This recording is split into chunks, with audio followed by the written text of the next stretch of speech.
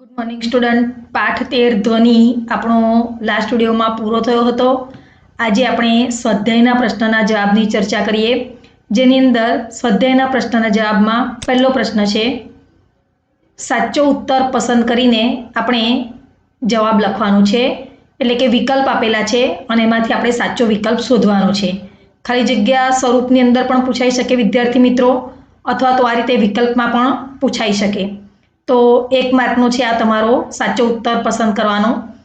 ધ્વનિ ખાલી જગ્યામાં પ્રસરી શકે છે માત્ર વાયુઓમાં, માત્ર પ્રવાહીમાં, માત્ર ઘન પદાર્થમાં કે ઘન પ્રવાહી અને વાયુમાં. આપણે શીખી ગયા છે ધ્વનિ એ ઘન, પ્રવાહી અને વાયુ દરેકમાં પ્રસરી શકે છે. એટલે જવાબ આવશે આપણો ડી, ઘન, પ્રવાહી અને વાયુઓ.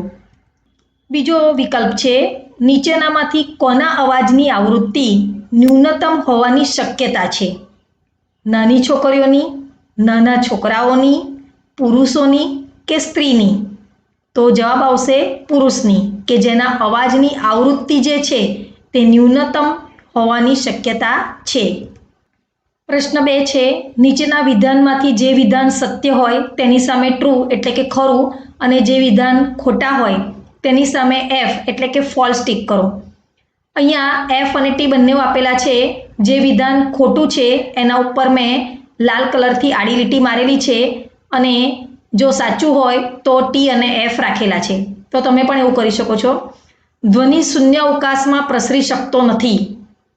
ટ્રુ એટલે કે ખરું છે, ધ્વનિનું પ્રસરણ જે છે તે શૂન્ય અવકાશમાં થતું નથી, એટલે ટ્રુ એટલે કે આ વિધાન સાચું છે.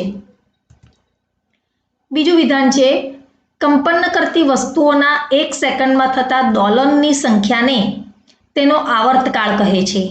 ફોલ્સ, ખોટું છે. જો કંપનનો કંપ વિસ્તાર મોટો હોય તો ધ્વનિ દુર્બળ હોય છે. ફોલ્સ, ખોટું છે આ વિધાન. ચોથું છે, મનુષ્યના કાન માટે શ્રવણીય રેન્જ 20,000 થી 20,000 હેઝાર્ડ હોય છે. ટ્રુ, ખરું છે. પાંચમું, જેમ કંપનની આવૃત્તિ ઓછી તેમ પીચ વધારે. ફોલ્સ, ખોટું છે. છઠ્ઠું, અનિચ્છનીય કે અપ્રિય ધ્વનિ સંગીત તરીકે ઓળખાય છે. ફોલ્સ. અનિચ્છનીય કે અપ્રિય ધ્વનિ ઘોંઘાટ તરીકે ઓળખાય છે. સાતમું છે, ધ્વનિ પ્રદૂષણ આંશિક શ્રવણ અશક્તતા ઉત્પન્ન કરી શકે છે. ખરું, ટ્રુ છે, કારણ કે ધ્વનિનું પ્રદૂષણ જે છે તે શ્રવણની ક્ષમતાને ઓછી કરે છે. ત્રીજો પ્રશ્ન છે ખાલી જગ્યા પૂરો. પહેલી ખાલી જગ્યા છે, એક દોલન પૂરું કરવા વસ્તુને લાગતા સમયને આવર્તકાળ કહે છે. આવર્તકાળની વ્યાખ્યા પણ આવી શકે વિદ્યાર્થી મિત્રો, કે આવર્તકાળ કોને કહેવાય? તો એક દોલન પૂરું કરવા માટે વસ્તુને જેટલો સમય લાગે છે તે એનો આવર્તકાળ છે. બીજી ખાલી જગ્યા છે, ધ્વનિની પ્રબળતા વસ્તુના કંપનના ખાલી જગ્યા વડે નક્કી થાય છે.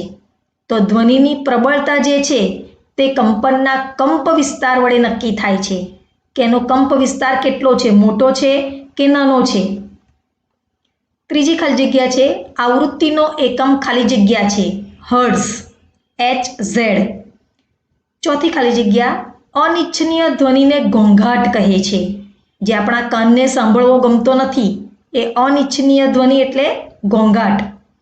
પાંચમી ખાલી જગ્યા, વસ્તુના કંપનની ખાલી જગ્યા વડે વસ્તુનું તીણાપણું નક્કી થાય છે.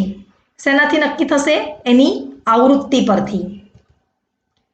પ્રશ્ન 4 છે, એક લોલક 4 સેકન્ડમાં 40 વાર દોલન કરે છે, સમજો. તો તેનો આવર્તકાળ અને આવૃત્તિ શોધો. આ 3 માર્કનો અને 2 માર્કનો દાખલો છે વિદ્યાર્થી મિત્રો, કે એક લોલક જે છે એ 4 સેકન્ડમાં 40 વાર દોલન કરે છે, તો તેનો આવર્તકાળ અને તેની આવૃત્તિ. લોલક તમને ખબર છે એક જગ્યા પરથી પાછું બીજી જગ્યાએ જાય અને ફરી પાછું મૂળ સ્થિતિમાં આવી જાય. તો એક લોલક 4 સેકન્ડની અંદર 40 વાર દોલન કરે છે, તો એનો આવર્તકાળ અને આવૃત્તિ શોધવાની છે. તો આવર્તકાળ એટલે કે ટી, સમય, બરાબર એક દોલન પૂર્ણ કરવા માટે લાગતો સમય. તો પદ તમે આવી રીતના પણ મૂકી શકો કે 40 દોલન 4 સેકન્ડમાં તો 1 દોલન કેટલા સેકન્ડમાં? એટલે આવર્તકાળ એટલે કે ટી સમય બરાબર 4 ગુણ્યા 1 છેદમાં 40 એટલે 1/4 થશે. 1/4 એટલે 0.1 સેકન્ડ. એટલે આવૃત્તિ જે છે આપણી તે 1 સેકન્ડમાં થતા દોલનની સંખ્યા આવશે. કેટલી? 0.1 સેકન્ડ. તો દોલનની સંખ્યા ભાગ્યા સમય પ્રતિ સેકન્ડ. દોલનની સંખ્યા છે આપણી 40 અને સેકન્ડ કેટલી છે? 4. તો 40 ભાગ્યા 4 સેકન્ડ કરીએ તો 4 દાન 40. તમે જો અહીંયા આપણે છેદ ઉડાડેલો છે એટલે જવાબ આવશે આપણો 10 હર્ટ્ઝ. પ્રશ્ન 5 છે, જ્યારે મચ્છરની પોતાની પાંખો 500 કંપન પ્રતિ સેકન્ડના સરેરાશ દરથી કંપન કરે ત્યારે મચ્છર દ્વારા ધ્વનિ ઉત્પન્ન થાય છે તો કંપનનો આવૃત્તિ કાળ કેટલો હોય? અહીં મચ્છરના પાંખોની આવૃત્તિ જે છે એ 500 કંપન બરાબર 500 હર્ટ્ઝ આપેલા જ છે. હવે આ 500 કંપન છે એ પ્રતિ સેકન્ડ છે એટલે કે 1 સેકન્ડની અંદર, યાદ રાખજો. હવે 500 કંપન કરવા માટે લાગતો સમય 1 સેકન્ડ છે તો 1 કંપન કરવા માટે લાગતો સમય એટલે આવર્તકાળ ટી બરાબર 1/500 સેકન્ડ એટલે જવાબ શું આવશે? 0.002 સેકન્ડ. જવાબ પોઈન્ટમાં આવશે કારણ કે 1/500 છે એટલે જવાબ શું આવશે? 0.002 સેકન્ડ. પ્રશ્ન 6, નીચેના વાદ્યોમાં ધ્વનિ ઉત્પન્ન કરવા જે ભાગ કંપિત થાય છે તે તમારે ઓળખવાનો છે. વાદ્ય 3 આપેલા છે, ઢોલક, સિતાર અને વાંસળી, અને એનો કંપિત ભાગ એની સામે લખવાનો છે. તો પહેલા વાદ્યનું નામ છે ઢોલક અને કંપિત એનો ભાગ છે ખેંચાયેલી ત્વચા એટલે કે મેમ્બ્રેન. ઢોલકની ઉપરનું જે પડ છે તે ખેંચાયેલું હોય છે અને એ કંપિત થાય છે ઢોલકની અંદર. ત્યાર પછી બીજું વાદ્ય છે સિતાર. સિતારમાં એનો કંપિત ભાગ છે તાર.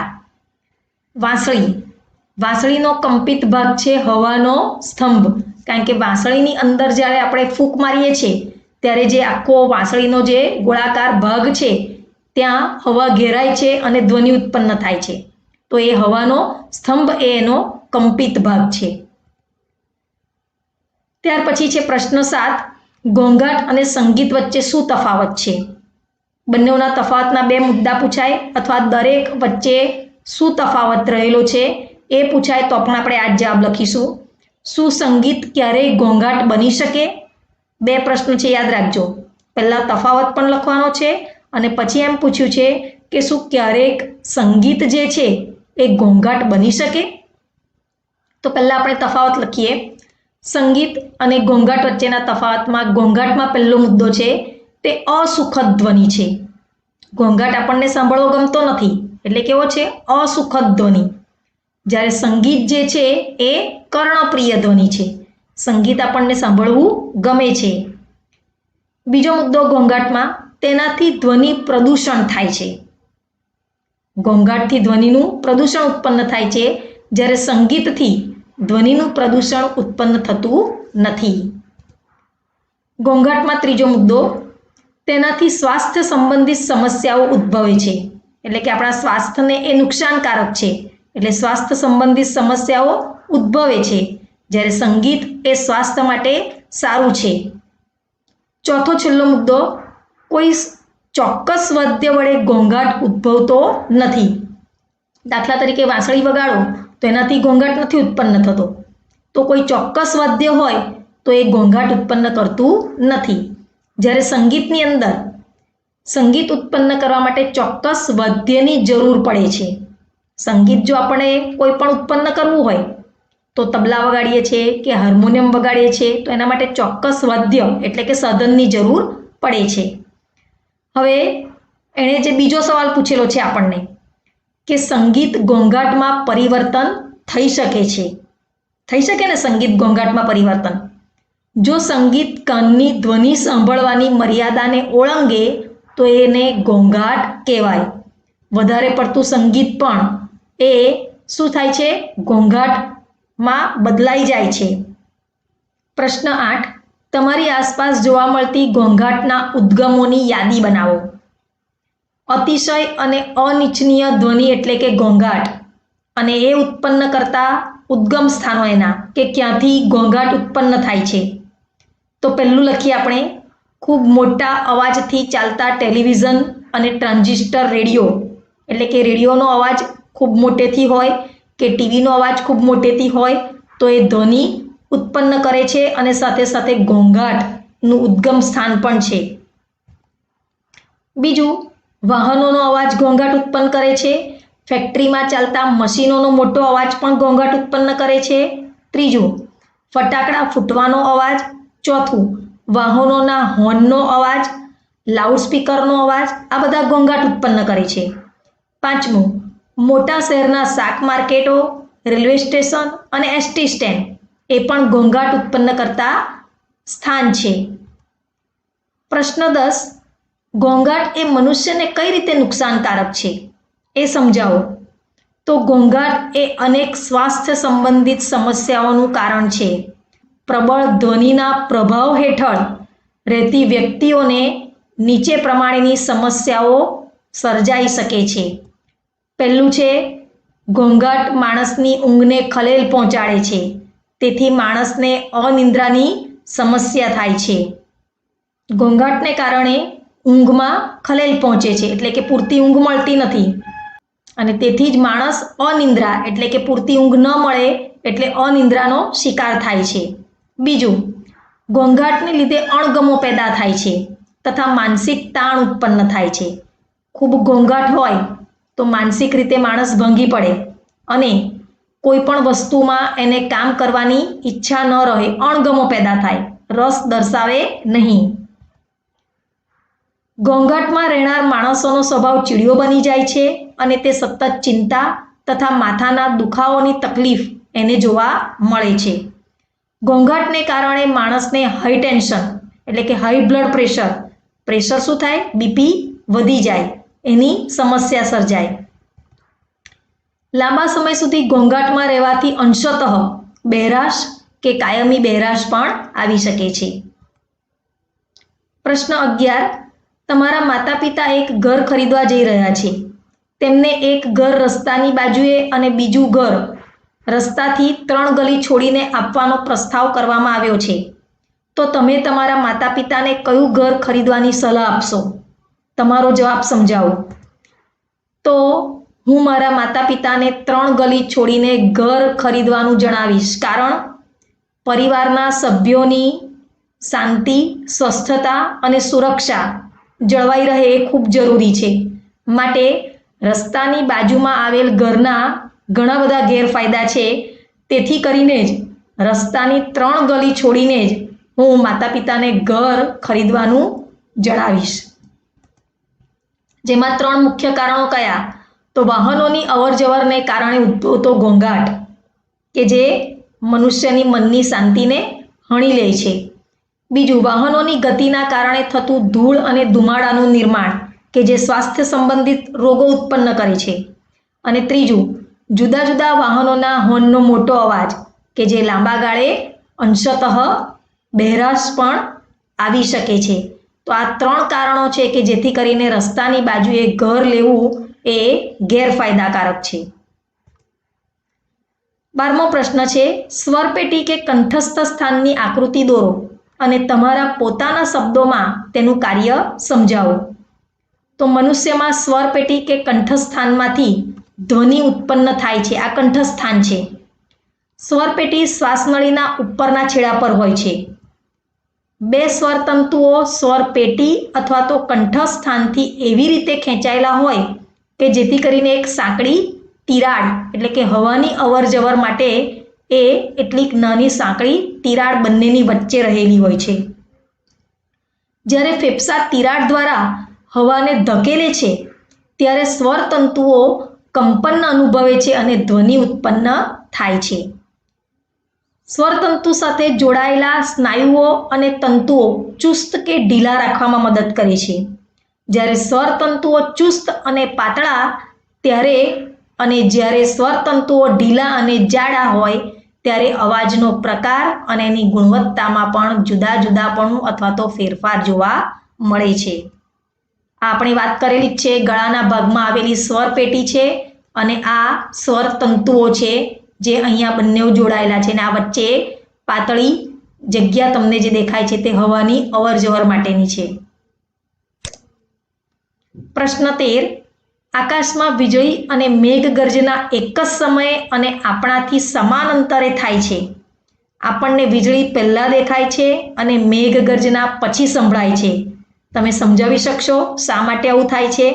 જો બંને વસ્તુ એક જ સાથે થાય છે વિદ્યાર્થી મિત્રો સમજજો, પણ આપણને પહેલા વીજળીનો ચમકારો દેખાય છે અને પછી મેઘગર્જના સંભળાય છે. કેમ? તો 22°C તાપમાને જ્યારે હવામાં ધ્વનિનો વેગ હોય છે, 22°C જ્યારે તાપમાન હોય છે, ગરમીનું પ્રમાણ, તેમાં હવામાં ધ્વનિનો વેગ આપેલો છે 344 ms-1. આ એનો વેગ છે. જ્યારે પ્રકાશનો વેગ એટલે કે જે તમને વીજળીનો ચમકારો દેખાય છે એમાં પ્રકાશનો વેગ જે છે એ 3 × 10⁸ છે. સમજો, પ્રકાશનો વેગ જે છે એ 3 × 10⁸ ms-1 છે. તેથી જ આપણે એમ કહી શકીએ, તેથી જ આપણે c ભાગ્યા વેગ એટલે કે તાપમાન ભાગ્યા શું લખવાનું છે? વેગ. અહીંયા અમે દર્શાવેલું છે, આ ભાગાકારની નિશાની કરેલી છે. c ભાગ્યા u એટલે કે અહીંયા તાપમાન ભાગ્યા વેગ છે, એટલે 3 × 10⁸/344. તો જવાબ આવશે આપણો 10⁶. આ પરથી સ્પષ્ટ છે કે પ્રકાશનો વેગ જે છે એ ધ્વનિના વેગ કરતાં કેટલા ગણો વધારે છે? લગભગ 10⁶ ગણો વધારે છે. 10⁶ એટલે 10 × 10 × 10 × 10 × 10 × 10 એમ 6 વખત. વિચારો. તેથી જ આકાશમાં જ્યારે વીજળી અને મેઘગર્જના એક જ સમયે અને આપણાથી સમાન અંતરે થાય છે, પણ આપણને પહેલા વીજળીનો ચમકારો દેખાય છે અને મેઘગર્જના પછી સંભળાય છે. તો આની સાથે આપણા સ્વાધ્યાયના પ્રશ્નના જવાબની સમજ પૂર્ણ થાય છે મિત્રો. આના પછીના વિડીયોની અંદર વધારાના પ્રશ્નના જવાબની સમજ મેળવીશું.